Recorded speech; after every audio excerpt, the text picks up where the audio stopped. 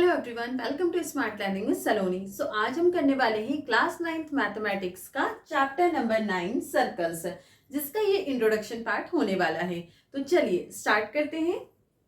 सबसे पहले जो सर्कल है वो राउंड शेप में होता है। तो there are lot many objects in our life which are round in shape. हमारी लाइफ में बहुत सारी चीजें हमें ऐसे दिखते हैं जो राउंड शेप की होती हैं। For example clock, ring, wheel, coins etcetera. जैसे कि क्लॉक जो है वो राउंड शेप में है, व्हील जो होता है वो राउंड शेप में होता है। अब यहाँ पे सर्कल्स की हम बात करें तो any closed shape with all points connected eight equidistant from centre form a circle. Centre से जितने भी इक्विडिस्टेंट पे पॉइंट होते हैं उन सबको अगर हम ज्वाइन करते हैं तो हमें क्या मिलता है, एक सर्कल। अब नेक्स्ट पॉइंट है any point which is at equidistant from anywhere from its boundary is known as the centre of the circle. जैसे कि यहां पर हमने एक सेंटर लिया, यहाँ की डिस्टेंस ली और हमने एक सर्कल बनाया, तो ये जो पॉइंट है वो क्या कहलाता है, सेंटर। ये हो गया centre of the circle. Next है एनी लाइन स्टार्टिंग और ending at the centre of the circle and joining everywhere on the border on the circle is known as radius of circle. Centre of the circle से border line पे कोई भी अगर line touch करती है उसे बोलते हैं रेडियस ऑफ द सर्कल। ये हो गया रेडियस। अब ये सर्कल है हमारा, इसमें जिस रेडियस की हम ये सर्कल ड्रॉ करेंगे, जैसे कि 4 सेंटीमीटर का एक हमने सर्कल ड्रॉ करा, तो ये हो गया सेंटर ऑफ द सर्कल। और यहां से आउटर बाउंड्री पे टच करता है उसे क्या बोलते हैं हम, रेडियस ऑफ द सर्कल। अब आई होप इतना टॉपिक आपको क्लियर हुआ होगा। नेक्स्ट टॉपिक पे चलते हैं। चलिए नेक्स्ट टॉपिक है interior and exterior of a circle. यहाँ पे इंटीरियर पॉइंट क्या होता है सर्कल का, एक्सटीरियर पॉइंट क्या होता है वो हम समझेंगे। In a flat surface the interior of a circle is the line whose distance from the centre is less than the radius. ऐसा पॉइंट जो सेंटर से होकर एक लाइन जाती है लेकिन रेडियस से कम हो, वो क्या कहलाता है, इंटीरियर ऑफ द सर्कल। मतलब ये अंदर का पूरा पार्ट क्या हो जाएगा, इंटीरियर ऑफ अ सर्कल। और नेक्स्ट है the exterior of a circle is the line in the plane whose distance from the centre is larger than the radius. अगर ये जो डिस्टेंस है सेंटर से वो लार्जर है रेडियस से, तो वो क्या हो गया, exterior of a circle. Exterior of a circle. अब सर्कल के अंदर मतलब बाउंड्री के अंदर जो भी पॉइंट या लाइन आएगी वो कहलाती है इंटीरियर ऑफ अ सर्कल। और सर्कल से बाहर अगर कोई लाइन या पॉइंट जाते हैं, जैसे कि यहाँ पे एक पॉइंट लगा दिया, ये क्या हो गया, इंटीरियर ऑफ अ सर्कल। और यहाँ पे पॉइंट लगाया, ये हो गया एक्सटीरियर ऑफ अ सर्कल। ये हो गया हमारा topic interior and exterior of a circle. I hope ये आपको क्लियर हुआ होगा। नेक्स्ट टॉपिक पे चलते हैं। चलिए नेक्स्ट टॉपिक देखते हैं, टर्म्स रिलेटेड टू सर्कल। अब यहाँ पे कौन कौन से टर्म्स है जो रिलेटेड है सर्कल के, तो 2 टर्म्स हमने पहले पढ़ ली। क्या थी वो, सेंटर ऑफ द सर्कल और रेडियस ऑफ अ सर्कल। तो उसको एक बार हम देख लेते हैं। जो सर्कल का सेंटर पॉइंट होता है वो कहलाता है सेंटर ऑफ द सर्कल। अब ये जो सेंटर से हम एक लाइन ड्रॉ करते हैं, कहां तक, बाउंड्री ऑफ अ सर्कल तक, ये कहलाती है रेडियस ऑफ अ सर्कल। जो सेंटर ऑफ द सर्कल होता है उसको ओ से डिनोट करते हैं। जो सेंटर से बाउंड्री को टच करती है सर्कल के उसे बोलते हैं रेडियस। जैसे कि ओ, इस पॉइंट को नाम देते हैं ए, तो ओ ए क्या हो गया, radius of a circle. Centre of a circle इसको डिनोट करते हैं ओ से, और रेडियस ऑफ अ सर्कल इसको डिनोट करते हैं आर से।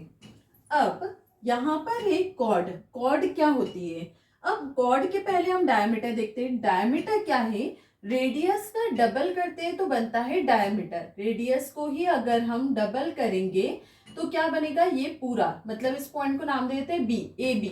ए बी क्या है, diameter of a circle. A B is diameter of a circle, जिसको डिनोट करते हैं डी से। अब हमको अगर डायमीटर निकालनी, रेडियस दिया है, तो क्या होता है 2r। रेडियस का डबल कर देंगे तो क्या आ जाएगी, डायमीटर। वैसे ही रेडियस हमें फाइंड करनी है, डायमीटर दिया है तो कैसे निकाल सकते हैं, डायमीटर डिवाइडेड बाय 2। इससे क्या मिलेगी हमें, रेडियस। अब है नेक्स्ट कॉर्ड। कॉर्ड क्या, जो हमारे लॉन्गेस्ट लाइन होती है, मतलब कि जो ये लॉन्गेस्ट पार्ट है वो डायमीटर है। इससे जितना भी ऊपर नीचे छोटी लाइंस होगी, इसके अलावा जैसे कि यहाँ पे हमने लाइन ड्रॉ कर दी, यहाँ पे लाइन ड्रॉ कर दी, ये सारी क्या कहलाती है, chord, chord of a circle. अब हमें दिया है आर्क। आर्क क्या होता है, जैसे यहाँ पे हमने कॉर्ड है, इसको नाम देते हैं पी क्यू। पी क्यू एक कॉर्ड है, यहाँ पे पॉइंट लिख देते हैं आर, तो पी आर क्यू ये वाला जो पार्ट है ये क्या है, आर्क ऑफ अ सर्कल।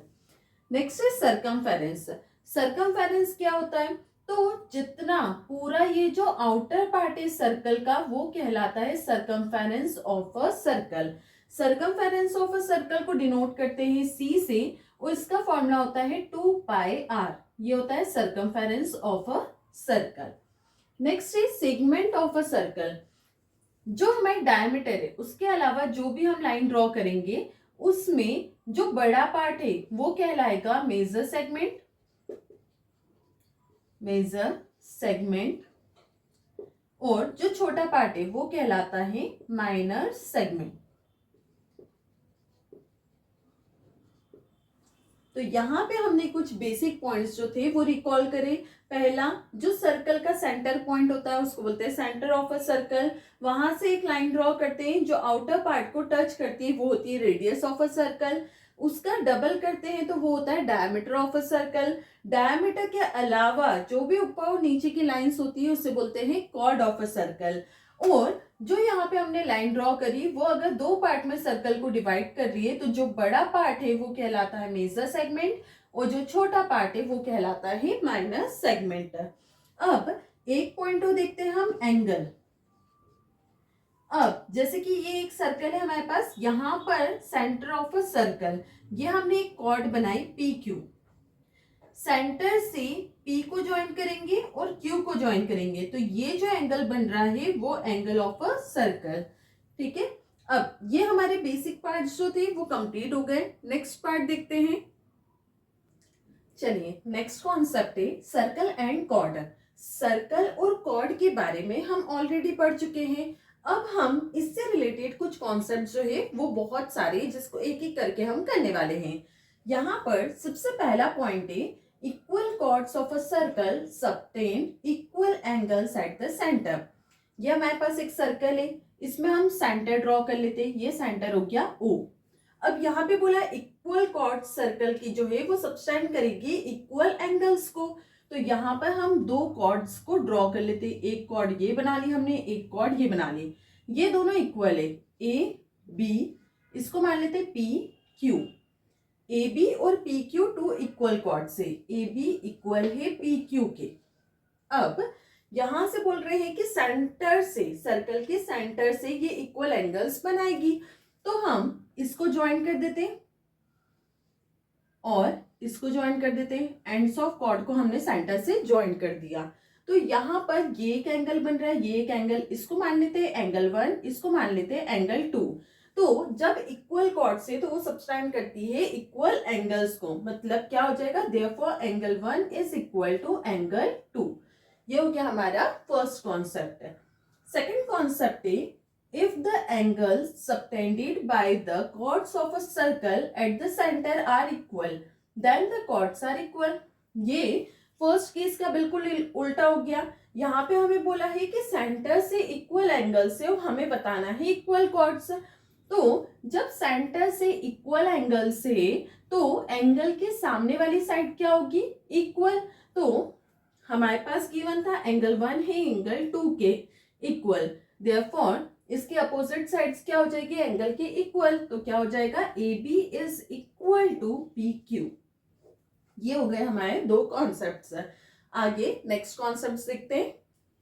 चलिए नेक्स्ट कॉन्सेप्ट देखते हैं। The perpendicular from the centre of a circle to a chord bisect the chord. यहाँ पर हमें गिवन क्या दिया है, सबसे पहले तो सेंटर बना देते हैं, सेंटर ओ, एक कॉर्ड है हमारे पास ए बी। अब यहाँ पे हमें क्या बोला है, perpendicular from the centre, centre से परपेंडिकुलर बनाएंगे जो कॉर्ड को बाइसेक्ट करेगी। तो यहाँ पे सेंटर से एक लाइन ड्रॉ करी हमने जो कि परपेंडिकुलर है ए बी के। तो ये हमने क्या बनाया, इसको नाम दे देते सी। ओ सी जो है वो परपेंडिकुलर है ए बी के, और जैसे ही हमने परपेंडिकुलर बनाया, ये किस में डिवाइड कर रही है, 90 डिग्री का एंगल, ये बना रही है 90 डिग्री का एंगल। अब ये जब 90 डिग्री का एंगल बना और इससे बाइसेक्ट करा, तो ये दोनों पार्ट्स क्या है, इक्वल हो जाएंगे। Therefore AC is equal to BC। यही हमें बताना था इस कॉन्सेप्ट में। सेकेंड कॉन्सेप्ट उसी का जस्ट उल्टा है। यहाँ पे बोला है the line draw through the centre of a circle to bisect a chord is perpendicular to the chord. यहाँ पे अब हमें बोला है कि AB एक कॉर्ड है जिसमें मिड पॉइंट है, वहां से आप एक परपेंडिकुलर ड्रॉ करो, तो ये जो है परपेंडिकुलर वो 90 डिग्री के एंगल बनाएगी। तो यहाँ पे हम क्या प्रूव कर रहे हैं कि angle OCB equal angle OCA ये दोनों किसके हैं, 90 डिग्री के इक्वल है जब ये बाइसेक्ट कर रहा है। और हमारे पास गिवन यहाँ पे क्या था, AC इक्वल टू BC, यह हमें गिवन था। अब यहाँ पे अगेन हमारे 2 कॉन्सेप्ट्स और कंप्लीट हो गए। टोटल हमने 4 कॉन्सेप्ट्स पढ़ चुके हैं, अभी बहुत सारे कॉन्सेप्ट है, आगे बढ़ते हैं। चलिए नेक्स्ट टॉपिक देखते हैं। अब नेक्स्ट 2 कॉन्सेप्ट कौन कौन से हैं, equal chords of a circle are equidistant from the centre. Equal chords जो है सर्कल की वो इक्विडिस्टेंट है सेंटर से। तो यहाँ पे हम बना लेते हैं centre of a circle O, यहाँ से हम 2 इक्वल कॉर्ड्स ड्रॉ करते हैं, ये 2 इक्वल कॉर्ड्स से AB और PQ।